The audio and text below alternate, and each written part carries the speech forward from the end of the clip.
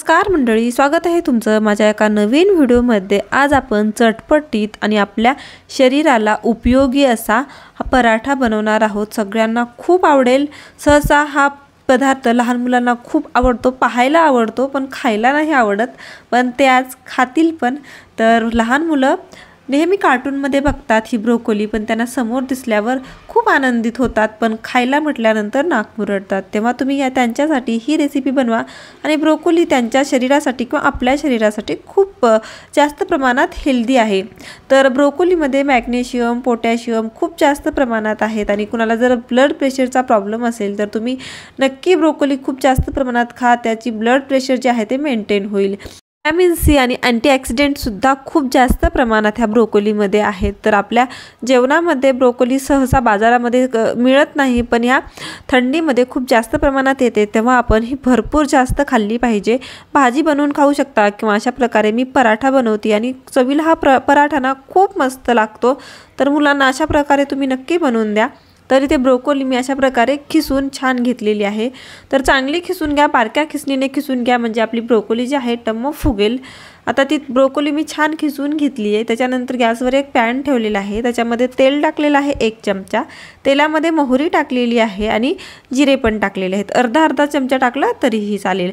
आता मस्त मोहरी आणि जिरे छान कडलेले आहेत। त्याच्यानंतर मी इथे एक कांदा टाकलेला आहे बारीक चिरून। तर कांदा आपल्याला टाकायचा आहे, कांदा छान तेलामध्ये परतून घ्यायचा आहे।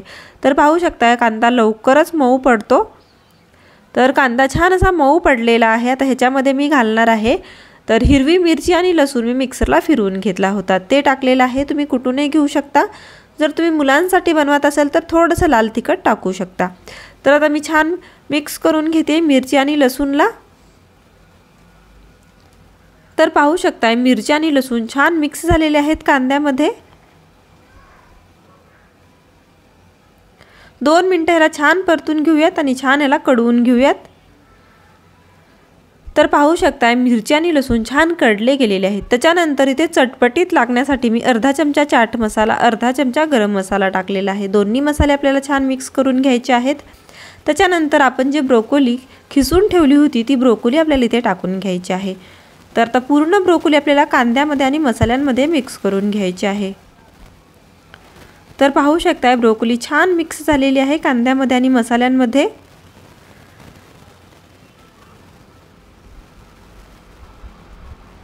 आता आपल्याला ह्याच्यामध्ये टाकायचा आहे बटाटा। तर इथे बटाटा अगोदरच होता माझ्याकडे, म्हणजे भाजी केलेली होती, त्याच्यातलीच भाजी थोडी उरली होती, तर त्यालाच मी मॅश करून टाकलेला आहे। तुमच्याकडे भाजी नसेलच माहिती आहे मला, पण तुम्ही एक बटाटा उकडून टाकू शकता। त्याच्याने काय होतं, बटाटा टाकल्याने सगळं जे हे वाटण जे आहे किंवा ही ब्रोकोली जी आहे आपली ते पूर्ण एकजीव होते आणि मिक्स होते, एकमेकांना चिटकून राहतात। जर तुम्ही याच्यात जर नसेल तुमच्याकडे बटाटा तर नाही टाकला तरी चालेल, तुम्ही त्याच्याऐवजी पनीरसुद्धा खिसून इथे टाकू शकता।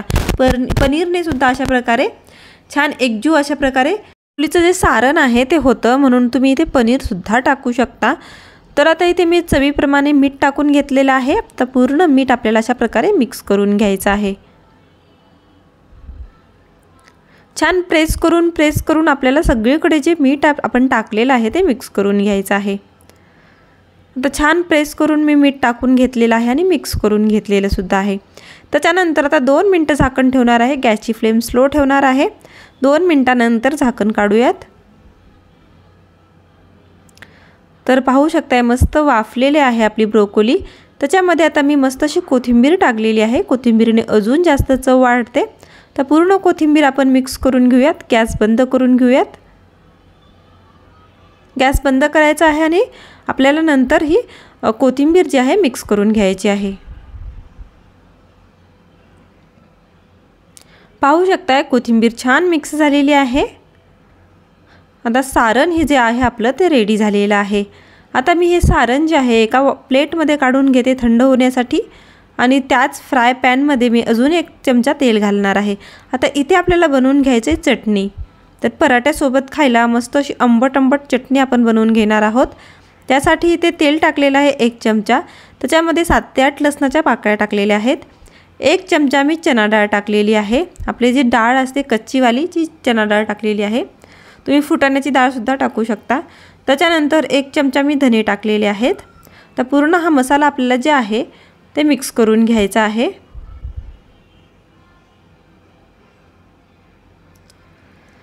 आता छान मसाला मिक्स झाला आहे। आता ह्याच्यामध्ये मी इथे एक कांदा अशा मोठ्या साईजमध्येच कापून घेतलाय, कारण नंतर हे मिक्स करायचं आहे म्हणून कोणत्याही साईजमध्ये तुम्ही कापून घेऊ शकता। तर कांदा पण आपल्याला छान परतून घ्यायचा आहे। पाहू शकताय कांद्याला काही जास्त परतलेलं वगैरे नाही आहे, 1 मिनिट छान फ्राय करून घेतलेला आहे। त्याच्यानंतर इथे एक टोमॅटो, खूप मोठा टोमॅटो होता हा, तर तो टाकलेला आहे। त्याच्या बिया पण आतमध्ये टाका, त्याच्याने आंबट छान चव येते। तर पूर्ण हे टोमॅटो जे आहेत आपल्याला मिक्स करून घ्यायचे आहेत।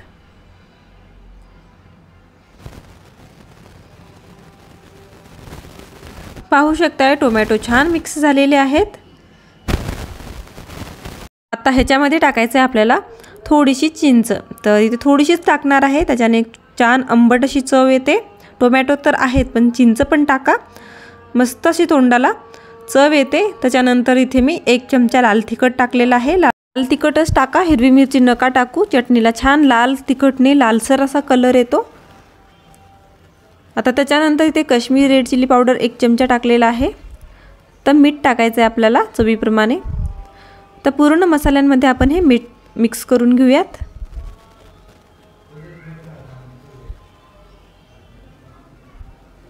तर पाहू शकताय छान मसाल्यांमध्ये आपण मिक्स करून घेतलेलं आहे लाल तिखट आणि मीठ। टोमॅटो मीठ टाकल्यामुळे लगेच मऊ पडतात, पाहू शकताय तुम्ही लगेच मऊ पडलेले आहेत।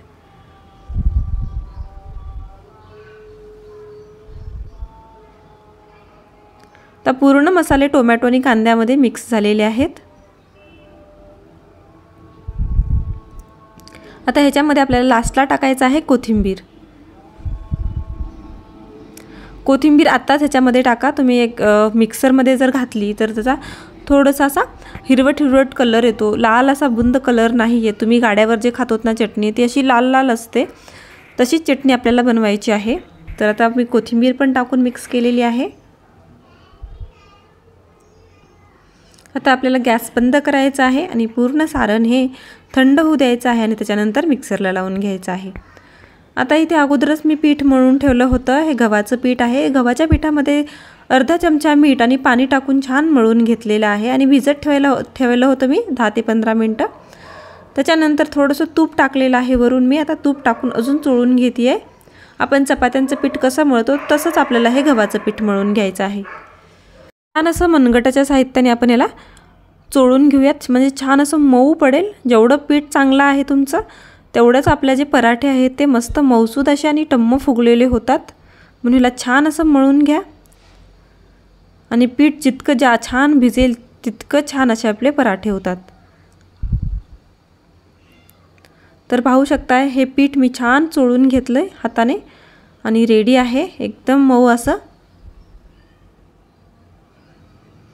आता आपल्याला त्याच्यातला एक छोटासा गोळा काढून घ्यायचा आहे। अगदी थोडा गोळा घ्या, त्याच्यामध्ये आपल्याला जास्त सारण भरायचं आहे आणि आपल्याला फक्त पिठाचा गोळा छोटा पाहिजे।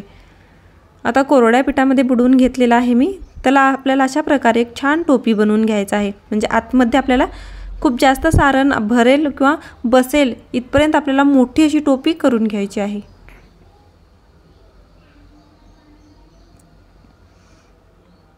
पाहू शकताय मी एवढी मोठी अशा प्रकारे टोपी बनवून घेतलेली आहे। म्हणजे याच्यात जास्त सारण बसेल, जेवढं जास्त सारण तेवढा पराठा चवीला खूप छान लागतो। अशा प्रकारे आपल्याला हातात ठेवायचं आहे आणि असं खोल करून घ्यायचं आहे आतमध्ये। आणि आपल्याला आता ते सारण घ्यायचं आहे जे ब्रोकोलीचं आपण करून ठेवलं होतं, असा गोळा बनवून घ्यायचा आहे त्याचा आणि ह्याच्यामध्ये टाकायचा आहे।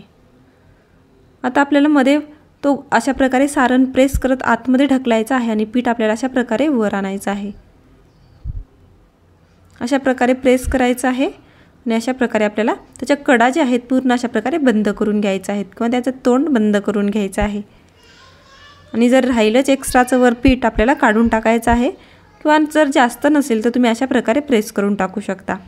तर एकदा कोरड्या पिठामध्ये अजून आपल्याला बुडवायचं आहे। त्याच्यानंतर आपल्याला अशा प्रकारे हातावर थोडंसं ह्याला कडेपर्यंत सारण घालून घेऊयात। त्याच्यानंतर कोळपाटावर थोडं अजून मी कोरडं पीठ टाकलेलं आहे। आता आपल्याला छान लाटून घ्यायचं आहे। तर हलक्या हाताने आपल्याला लाटायचं आहे, जास्त प्रेस करू नका, नाहीतर आतलं सारण जे आहे ते बाहेर येतं आणि आपली जे पराठा आहे ते फुलणार नाही, फुटेल. म्हणून आपल्याला काय करायचं आहे, हलक्या हाताने हा जो पराठा आहे तो लाटून घ्यायचा आहे. तर पाहू शकता इथे छान असा पराठा मी लाटून घेतलेला आहे. त्याच्यानंतर गॅसवर तवा ठेवला होता. तवाही छान गरम झालेला आहे. तव्याला सगळीकडून तूप लावून घेऊयात. तुम्ही तुपाऐवजी तेलही लावून घेऊ शकता, पण तुपाने खूप छान लागतो, टेस्ट खूप छान येते आपल्या पराठ्याला, म्हणून मी तूप लावलेलं आहे. आता पराठा आपल्याला टाकायचा आहे तव्यावर. तर 2 मिनिटं असंच राहू देत. गॅसची फ्लेम स्लो ठेवा. स्लो गॅसवर आपल्याला हा पराठा भाजून घ्यायचा आहे. तर अशा प्रकारे बबल्स येतात पराठ्याला, पाहू शकताय तुम्ही असे बबल्स आलेले आहेत. तेव्हा समजायचं की आपला पराठा जो आहे खालून भाजलेला आहे, त्याला पलटवायचा आहे. तर पाहू शकता मी पलटवलेला आहे, खालून छान भाजला गेला होता. आता आपल्याला तूप लावून घ्यायचं आहे अजून वरच्या साईडने.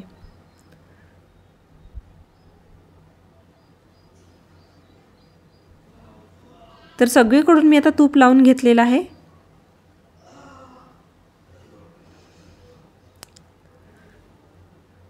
आता आपल्याला हा पलटवायचा आहे, खालच्या साईडने टाकायचा आहे.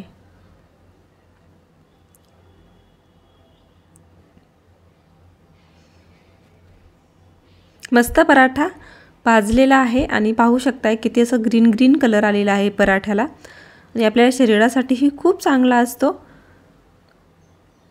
आता पलटवून टाकूयात. तर आता दुसऱ्या साईडने पण आपल्याला तूप लावून घ्यायचं आहे. तर पाहू शकताय पराठा फुलायला लागलाय.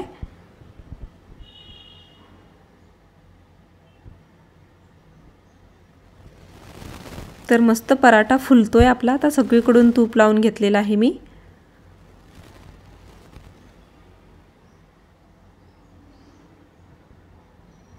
टम्म असा पराठा फुगतो आपला.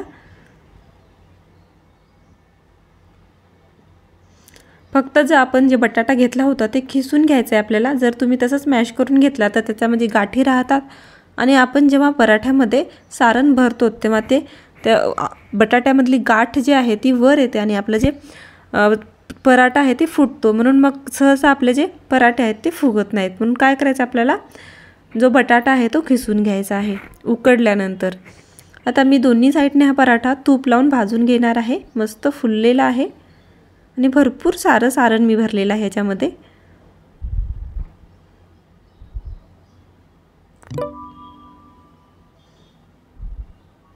तर पाहू शकता हा पराठा आपला रेडी आहे. सगळीकडून छान भाजला गेलेला आहे आणि मस्त कलरही आलेला आहे पराठ्याला. अशाच प्रकारे सगळे जे पराठे आहेत आपल्याला बनवून घ्यायचे आहेत. आणि चटणी ही रेडी आहे. पाहू शकताय चटणीचा कलर किती मस्त आलेला आहे. त्याच्यासोबत लोणचंही ठेवलेलं आहे मी लिंबाचं. आणि आपलं हे पराठे, ब्रोकोली पराठे मस्त कॉम्बिनेशन होतं. चटणी ही खूप मस्त झाली होती. पाहू शकताय तुम्ही किती मस्त पराठ्याचा कलरसुद्धा खूप छान आलेला आहे. आपले हे पराठे अगदी कमी वेळामध्ये रेडी आहेत. पाहू शकता ह्याच्या आतमध्ये मी किती सारण भरलेलं आहे ते तुम्हाला उघडून दाखवते. आणि मस्त पराठा मस्त फुलला होता आपला. ह्याच्या कडा अशा प्रकारे कापून घेतलेले आहेत आणि पाहू शकता आतमध्ये किती सारण आहे याच्या. तर पराठा खूपच मस्त झाला होता टेस्टला. तुम्ही नक्की ट्राय करा. आणि खूप जास्त सारण होतं. आणि तसंच जर मुलांना ब्रोकोलीची भाजी जर आवडत नसेल तर तुम्ही अशा प्रकारे पराठा बनवून देऊ शकता. नक्की ट्राय करा. कोणी नवीन असेल तर प्लीज माझ्या चॅनलला लाईक, शेअर आणि सबस्क्राईब करायला विसरू नका. भेटूया नव्या व्हिडिओसोबत. तोपर्यंत बाय बाय.